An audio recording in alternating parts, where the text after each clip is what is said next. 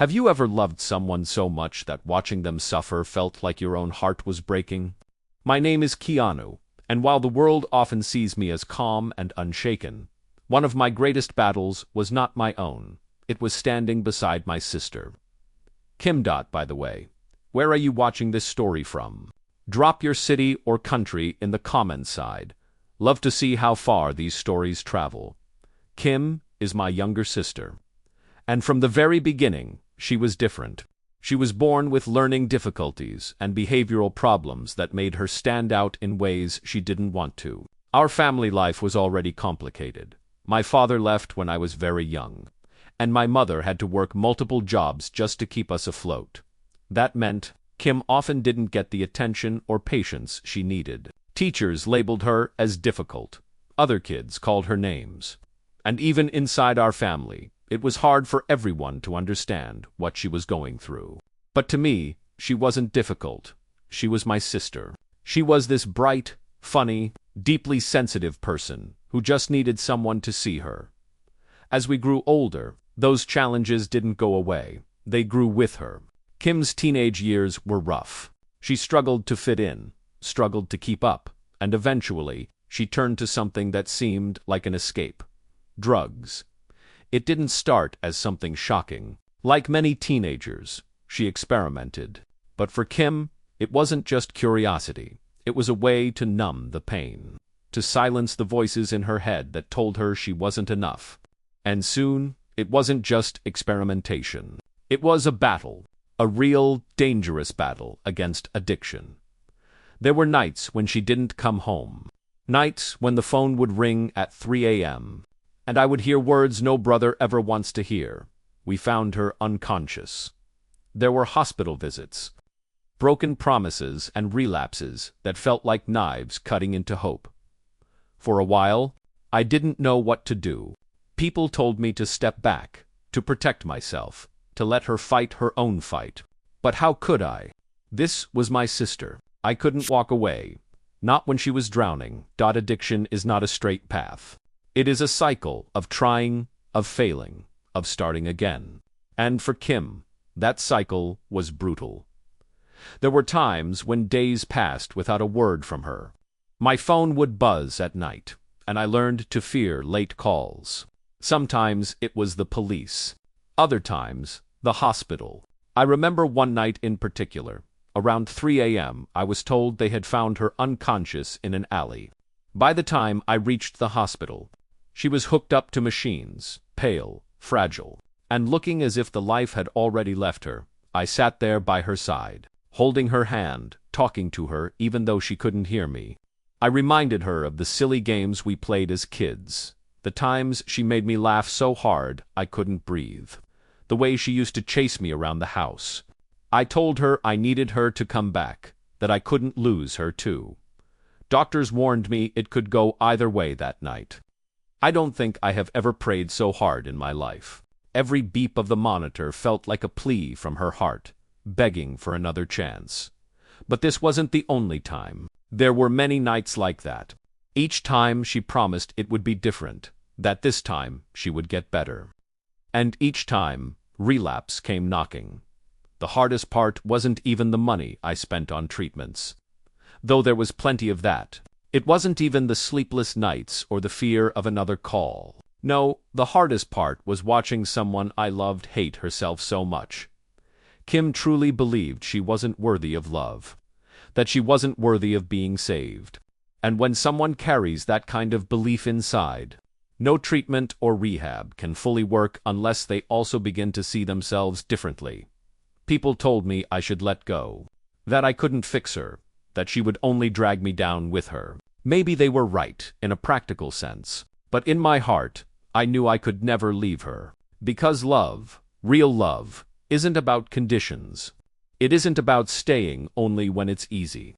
It's about staying, even when it hurts. And so, I stayed. Even when the nights were dark. Even when hope seemed gone. Even when others told me to give up. There came a moment when Kim looked me in the eye and asked, "Why don't you just give up on me? I'm nothing but trouble." Her voice wasn't angry. It wasn't even defensive. It was tired, broken, like she had already judged herself and found no reason to keep fighting. Hearing those words cut deeper than any relapse, any hospital visit, any night of fear. Because they revealed the truth, she didn't believe she was worthy of love. At that moment, I realized something.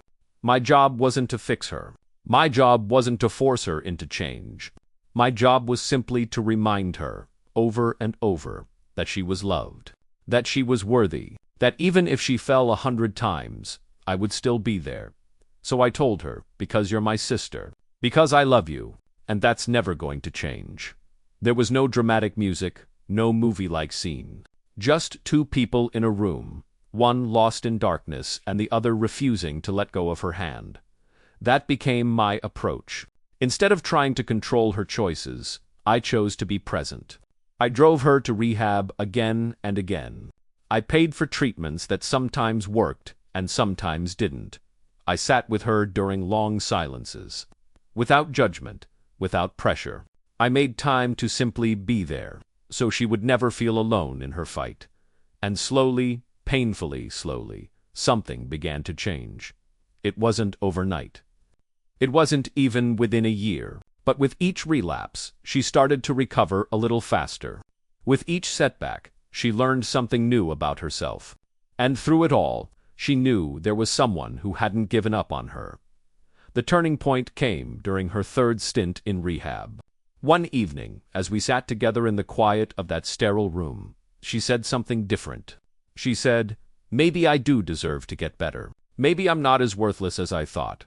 That small sentence was the spark I had been waiting for. It wasn't a full recovery. It wasn't victory. But it was a beginning. The first time she allowed herself to believe she was worthy of healing. And from there, step by step, Kim started to climb out of the darkness.